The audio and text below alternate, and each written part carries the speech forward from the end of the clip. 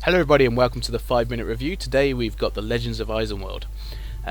This is a sort of like old school strategy mixed with new graphics sort of game, so it's a very interesting blend, which is obviously sort of what attracted me to it. It is on Steam Greenlight. It's not been greenlit yet from what I have gathered. I've not actually checked before doing the recording for this, but at the time of filming it wasn't greenlit.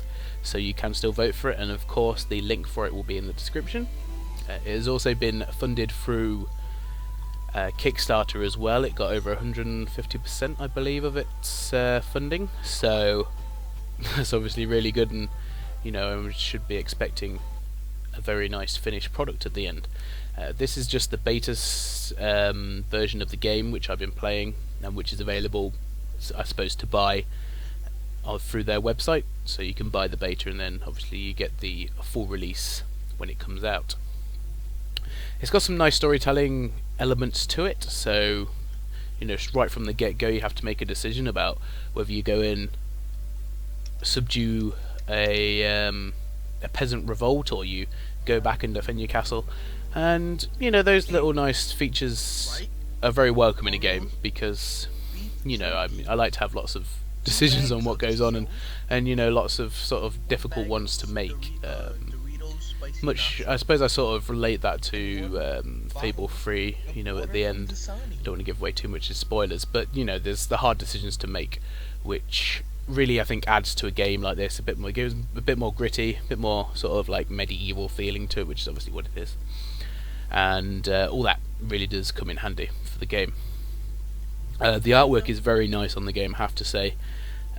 Some of the character models are really nice, and there's a really good customization options in there as well, so you can give each individual units different weapons and armor that you actually find from battles. You can buy them as well, but you can find them at the end of battles as sort of like your loot, and it then obviously changes their appearance, changes their stats and stuff, so you actually gain a proper affinity to your men that you have there, and that's it makes the battles that much more personal, I guess. I mean, you don't want to lose the guy that's got all your good stuff, and you want to obviously and obviously they develop as well, so they get stronger as you use them more and more, which is obviously as it should be. It's got very there's sort of like RPG elements to it, which is very obviously very welcome, because obviously I struggle to find that a lot in many sort of games, and it's what really brought me closer to this game,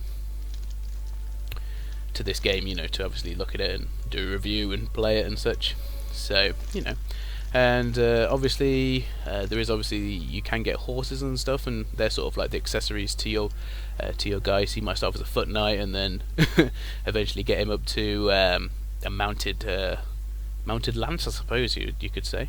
And you do actually have the option to go around and sack your neighbour's land and try and hold it as well. That's quite key, the garrison units that you have, and there's obviously the whole economy system in there that you have to keep balanced.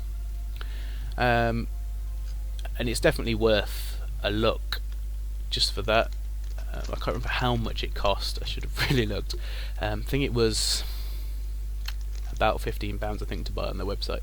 That does obviously give you a full Steam version as well, when it is voted on and comes out on there. So that's not too bad. We do also have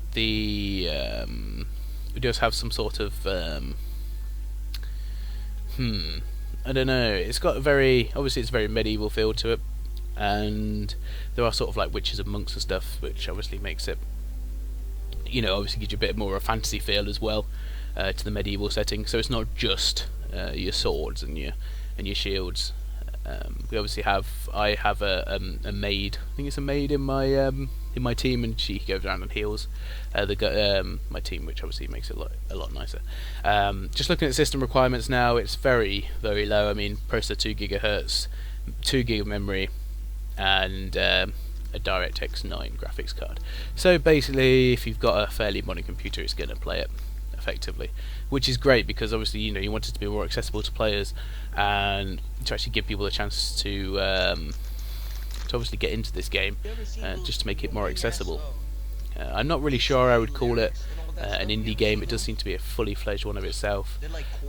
But basically, in the end, what would I give it? Well, I'm probably going more towards a sort of 7.5 score, because I am relating it to Disciples slightly, which I would probably give about an 8. So 7.5 in its current state, and I don't see any reason why it can't get up to a 9 with a few fixes to the UI and certain other niggly bits that I have with it.